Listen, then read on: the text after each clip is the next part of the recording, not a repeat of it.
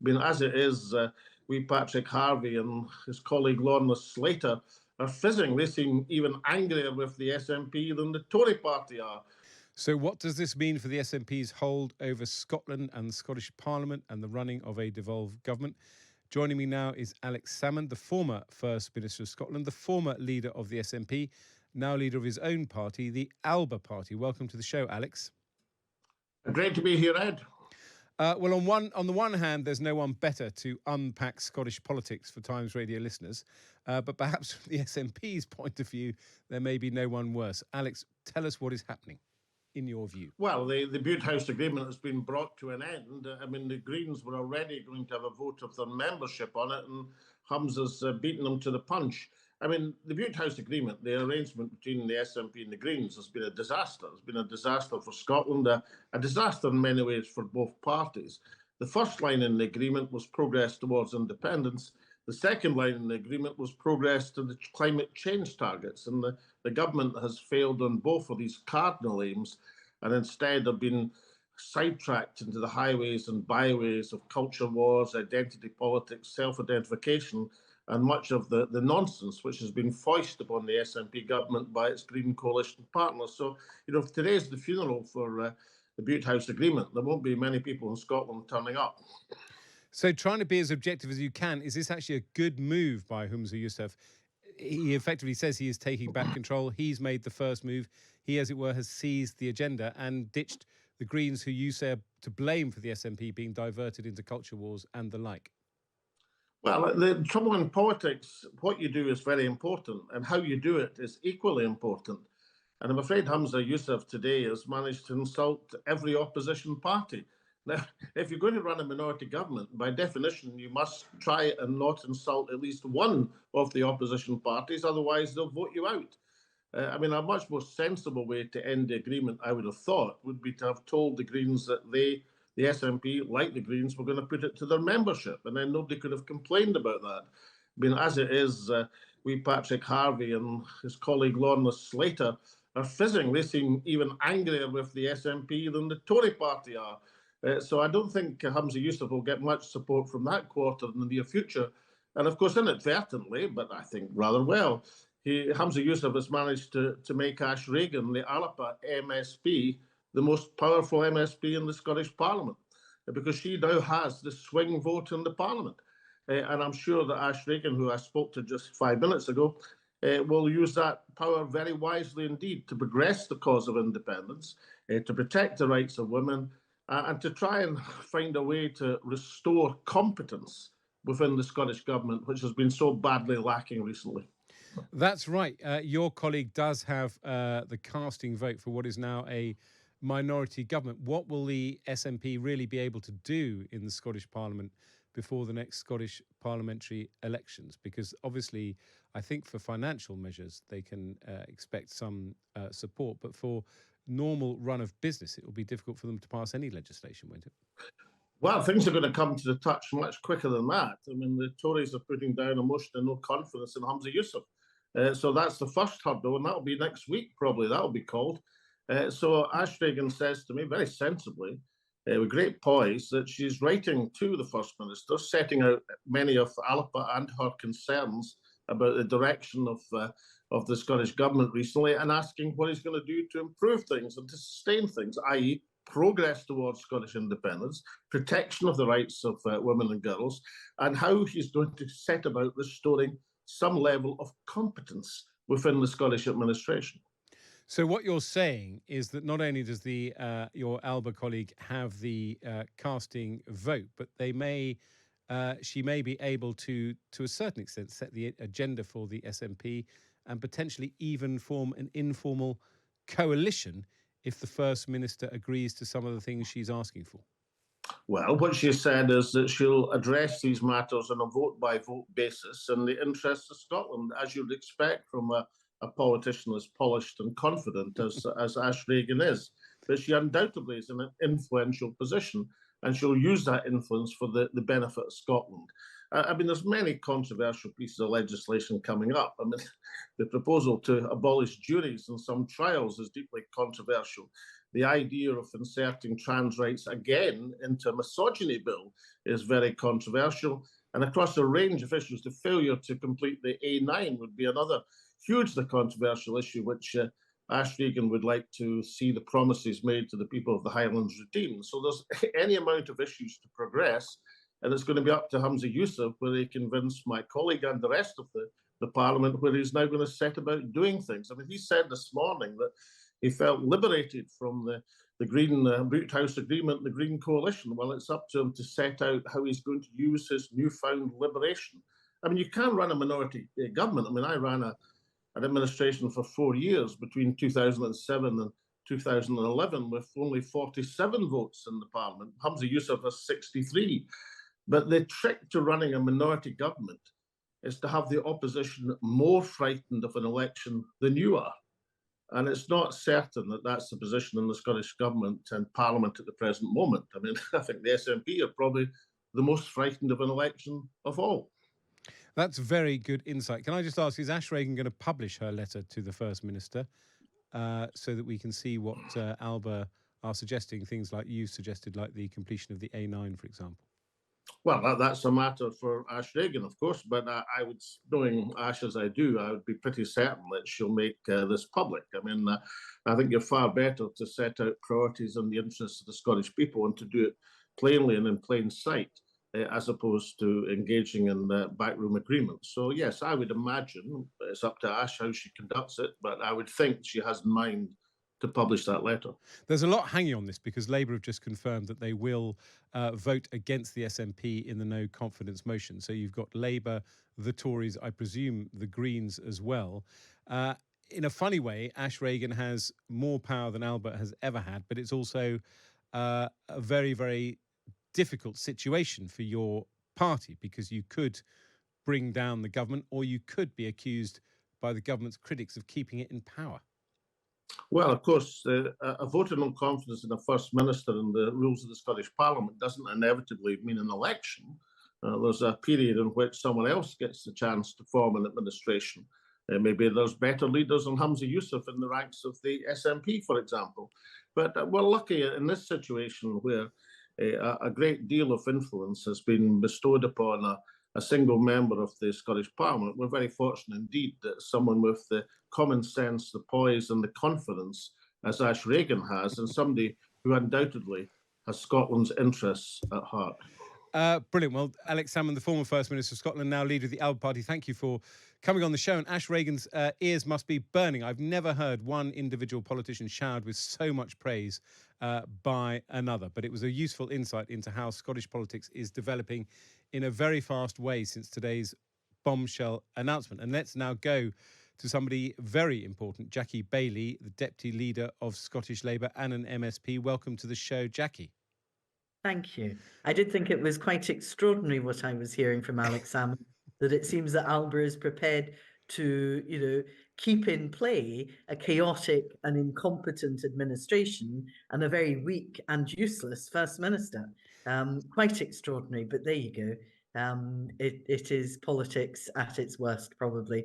But, I think what we've seen today is Humza Yousaf, as Scotland's First Minister, dumping the Greens before they could dump him. But it doesn't absolve them of 17 years of the SNP mismanaging Scotland so that we now have 1 in 6 people on NHS waiting lists. The economy is stagnating. Public services have been slashed. And we're facing here higher bills in Scotland, higher taxes than you do in any other part of the United Kingdom. So I think the country isn't just tired of Humza Yousaf, they're tired of this Scottish government as well. And we would want to have a Scottish Parliament election now. Let's not wait till 2026. Let's do it now. Well, Jackie, we're very lucky to have you because you must have been involved in all sorts of conversations this morning. And this is a momentous day for Scottish politics. And you're quite right. I did press Alex Salmond on whether or not Alba would support the SNP government, because on the one hand, it's a great gift to them to have the casting vote. But as you point out, it's also potentially full of risk for the people who think that it's time for the SNP to go. So presumably it wasn't a difficult decision for you to decide to join the Conservatives in a no confidence motion against the Scottish Government. I think this is what's in the interests of the people of Scotland. And given the litany of failure that we've experienced with the SNP, whether they're in coalition with the Greens or not, then I really do think it's time for the country to have its say. Indeed, Humza Yousaf as First Minister has never faced the country in a vote. He won an internal election, and since then, his party has been mired in chaos, incompetence. It doesn't seem to be a week goes by that something doesn't go wrong. And I genuinely fear in the next 2 years what they will do to Scotland. And therefore, I think if you're going to bring forward a motion of no confidence, it's not just in Humza Yousaf, it's in the entirety of the government he leads, which frankly is incompetent, and the people of Scotland deserve to have their say. Jackie, I just get there are two questions I want to ask you about. One is very quickly, I get the feeling there's no room for negotiation here. I mean, Alex Salmond was keen to point out that Regan has a series of demands. If the SNP changed their leader, or if you put a series of key policy points to them that they agreed to, there's still no question of Labour not obviously supporting the SNP, but not voting down key measures.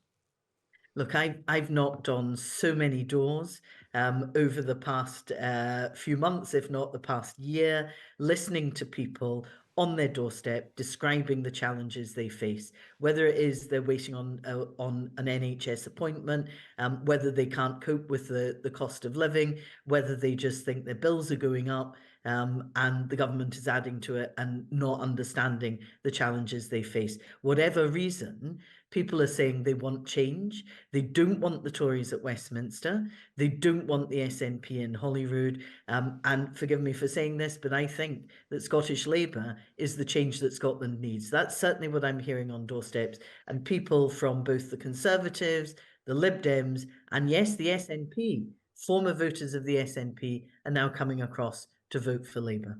Jackie, dare I say it, there are apparently a lot of people who don't want the Tories in Westminster. This is also very significant in terms of the Westminster general election. Scotland has its own politics and a devolved government, but it is not lost on you, and it's not lost on our listeners, that the SNP, the more trouble it is in, the better it is for Labour. And it's not lost on me and our listeners that if Labour do well in Scotland at the general election, you have a much better chance of forming a Westminster government. How do you think today changes your prospects in terms of the next general election? Well, I think you and your listeners are both very on point and accurate. But what I would say to you is, these are problems that the SNP has visited on itself. Not a week goes by in here where there isn't some other disaster that's happened. Last week, we saw the arrest and charging of the former chief executive, Peter Murrell. This week, we see the collapse of the Butte House Agreement. And it feels like a really acrimonious divorce between the SNP and the Greens, which opens up, frankly, opportunities for the Parliament to assert itself. And looking ahead, I want to provide the positive change that people I know in my community are crying out for, and they're crying out for that across Scotland. So, enough already.